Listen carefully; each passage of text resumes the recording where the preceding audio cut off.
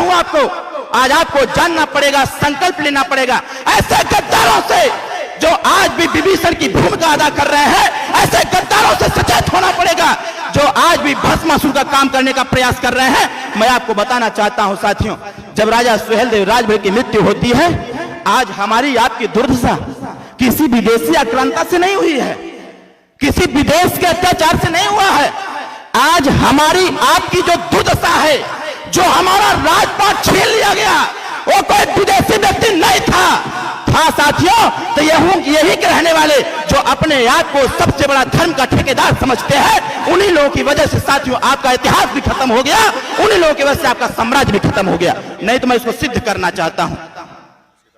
लेटने के उतना मैं आपको बताना चाहता हूं, बस 10 मिनट में और आपका लूंगा।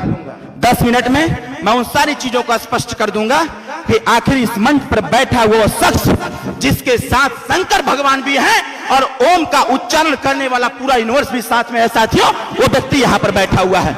मैं लाऊंगा उस चीज को कि यहां पर बैठा हुआ व्यक्ति कौन है, जिसको लोग बहुत हल्के में लेने का प्रयास करते हैं। मैं इतिहास के साथ अपने नेता श्री ओम प्रकाश राजभर के इतिहास को जोड़ने का प्रयास करूंगा। और कहा जाता है अगर रात हुआ है तो दिन भी होना लाजमी है, और दिन हुआ है तो रात भी होना लाजमी है। उसी प्रकार से अगर हमारा इतिहास था, इतिहास लोगों ने खत्म किया, तो इतिहास को बनाना भी लाजमी करना पड़ेगा और इतिहास को दोबारा रिपीट करना पड़ेगा। साथियों, जब राजा सुहेलदेव राजभर की मृत्यु होती है, बड़े कुशल से सब कुछ चलता रहता है। युद्ध के ही दौरान राजा सुहेलदेव राजभर अपने 22 राजाओं के साथ और 165 नागवंशी राजभर राजा थे, उनके सैनिकों के साथ एक संकल्प लिया करते थे। संकल्प क्या लेते थे? संकल्प वो ये लेते थे कि हमारी तलवार कभी भी अपने भाई के ऊपर नहीं उठेगा, हमारी तलवार कभी भी अपने भाई के ऊपर नहीं उठेगा, हमारी तलवार कभी भी इस देश जो भारत देश है इस पे किसी व्यक्ति के ऊपर नहीं उठेगा। नागवंशी क्षत्रियों की तलवार तब चमकनी चाहिए जब ये पता चल जाए कि हमारा भारत देश खतरे में है, हमारे देश की संस्कृति सभ्यता खतरे में है। साथियों, ये संकल्प राजा सुहेलदेव राजभर ने दिलवाया था। मैं आपको बताना चाहता हूं, उसी दौरान एक घटना घटित होता है। यही के इसी देश के कुछ ऐसे गद्दार राजा थे जिनको ये पता चल गया था कि नागवंशी क्षत्रियों का शासन धीरे धीरे बढ़ता चला जा रहा है। उनको ये पच नहीं रहा था और यहीं के लोगों ने योजना बनाया कि जब तक इस सृष्टि से नागवंशी क्षत्रिय राजभर का पतन नहीं होगा, जब तक इनका नामो निशान नहीं खत्म होगा, तब तक भारत देश पर कोई दूसरा राज नहीं कर सकता है। साथियों, इसी संकल्प को लेकर के यही के राजाओं ने साथियों आपको परेशान करने का प्रयास किया और एक आदेश जारी करवाया।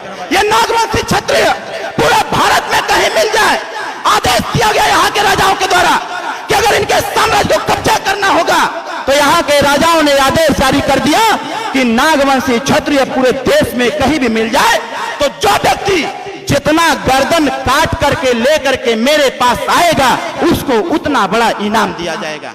कहने का मतलब है साथियों, आपको खत्म करने के लिए, आपको बर्बाद करने के लिए यहाँ के राजाओं ने षड्यंत्र रचा और स्थितियां ऐसी हो गई कि धीरे धीरे करके साथियों हम लोग अपने साम्राज्य को त्याग दिए, क्योंकि हमने संकल्प लिया था कि तलवार नहीं उठाऊंगा। और यहाँ के राजाओं ने हमको धीरे धीरे खदेड़ने का प्रयास किए।